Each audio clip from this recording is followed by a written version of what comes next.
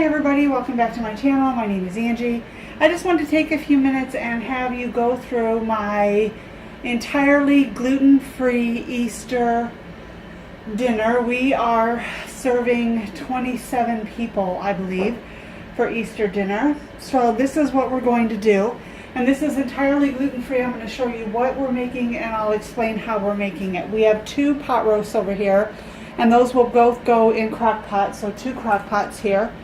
We have hams that will go in the disposable roaster, so like the tinfoil caked pans, but they're deeper than that. So we'll have those in there with a glaze made of honey and brown sugar, and you'll need to check your brands, but typically those are gluten-free.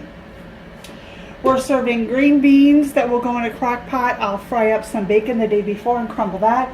And we'll have green beans and bacon, again gluten-free. And this is everybody's favorite fruit salad. So this is fruit cocktail, Jet Puff marshmallows. I know are gluten-free. You have to check your specific brands. But Jet Puff marshmallows, coconuts, which I don't have, coconut flakes, which I don't have here, and whipped cream. And I'll stir that up the day before.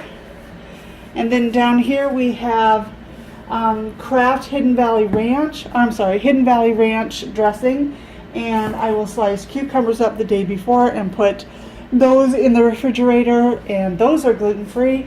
And then Bob Evans original mashed potatoes. Now, not all of Bob Evans are gluten-free, but the original mashed potatoes are. So I have 4 of those, and those will go in another crock pot. So I will have 3 crock pots and at least 1 roaster, possibly 2. It'll depend on, I'll have the ham in the disposable roasters in the ovens, and I'm in the oven, and I may put the green beans in there also, but I will put the 2 roasts, yep I will, it'll be the green beans and the ham in the oven, 2 roasts in 2 crock pots, and the mashed potatoes in a 3rd crock pot. When you put the mashed potatoes in the crock pot, I will put them in, I will thaw them the night before. I'll take them out of the freezer and put them in the fridge overnight, and then I'll just throw them in the crock pot, turn it on low, and stir it every 20 to 30 minutes. They will get really runny, and then they'll thicken up again. And then once they get hot, I turn it down to warm so they just stay warm. But you don't have to do anything to them. But when the first time I did this, I thought I ruined the potatoes because they really got very watery. But they thicken up again as they're cooking. So you could do them individually in the microwave. I just think that's going to take a lot of time, so I don't. I throw them in the crock pot, and then all the containers go in the garbage, and it makes it super easy. So we will put, we will put all the plates, silverware, napkins on the kitchen table. We'll have all of the food laid out here. We will eat in the garage. Again, we're feeding 27. Let me take you over here and give you.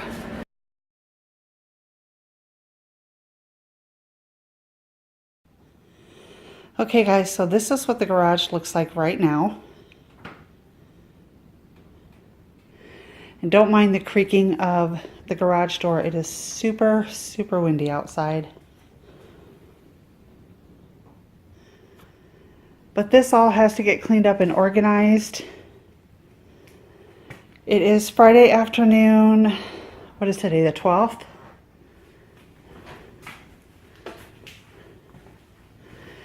We have started, as you can see. There was a shelf full of stuff there, but we've got that done and taken care of.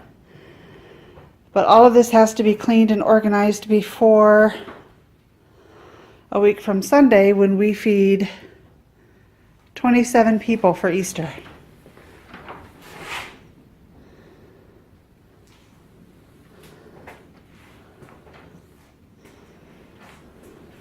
Yeah.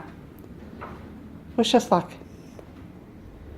And send wine. Yeah.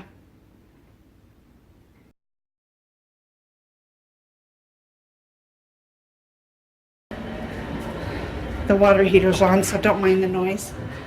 But as you can see, we've done quite a bit of work in the garage. So we have 2 of these tables, and we're going to borrow another one from Phil's mom. So these are 4-foot tables or 6-foot tables. I think one is 4 foot and one is 6 foot. So we'll have 3 of those lining here, and we will sit out here and eat. We have probably 10 or 15 folding chairs back there. We have 6 chairs that go to the kitchen table. We have the piano bench upstairs that we put the skinny butts on, so like 3 of the little kids share those. We will prop this door open. We have 2 of these space heaters up here, so in the wintertime, if it's cold, we would have the space heaters on that morning.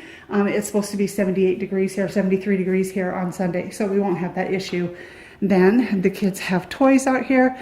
So yeah, that's how we will do Easter Sunday. And it's a great way to show you, we'll just prop that door open and kids come in and out as they will. It's a great way to show you how you can entertain. It's a great way to show how you can entertain a large family in your space, even if your space is relatively small. You've seen my townhouse, it's very tiny. But you can see here, we've got a fully gluten-free menu. The only thing I don't have here, and like I said, I need the coconut flakes rather, and I need Crystal Light lemonade and Crystal Light raspberry tea.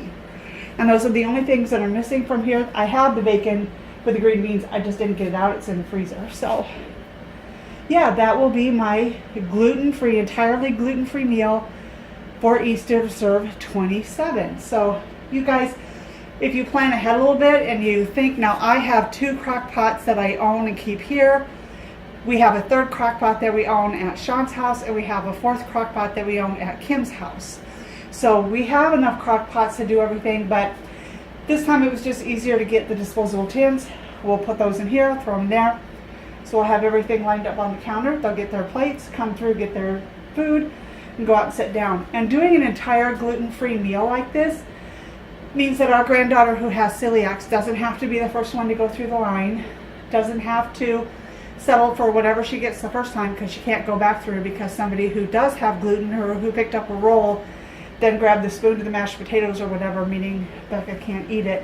So it's a great way to have a really good meal without anybody having to worry. So Becca can get up and serve herself and have whatever she likes, and her mom doesn't have to worry about her being glutened, as they call it, because somebody was careless or didn't wash their hands or forgot or whatever. So this is how we do it. We have an entirely separate container, or an entirely separate kitchen cupboard that's only for disposable dishes and silverware, and that's what we use for the big holidays. And we do that because Rebecca needs completely clean silverware, plates, and so on to avoid cross-contamination. So we try to cut down on our footprint and on our waste in other ways, but that's not something we can do and continue to keep her safe. Even to put something through the dishwasher, it has to go through the dishwasher multiple times in order to be considered safe. So this is just a better way for us to ensure that Becca can come to family events, enjoy herself, feel less singled out, and still be kept safe. So this entire meal was, I know it was under 170. I want to say it was like 166 and change. By the time I get the coconut flakes, the tea, and the lemonade, it'll probably be around 170, 172-ish. That's to feed 27 people Easter dinner. So I think that's pretty darn impressive. I hope you guys enjoyed this. I hope it helps you get some ideas for what you can do to help those who are celiacs or who are cutting gluten out of their diet for whatever reason. I hope it helps you find ways that you can entertain and have them in your home without worrying about serving something that could be potentially dangerous to them or upsetting to them. If you like my channel, hit that subscribe button, hit that bell notification. I'd love to have you join my YouTube family. Leave me some comments. You guys have a great Easter. We'll talk soon.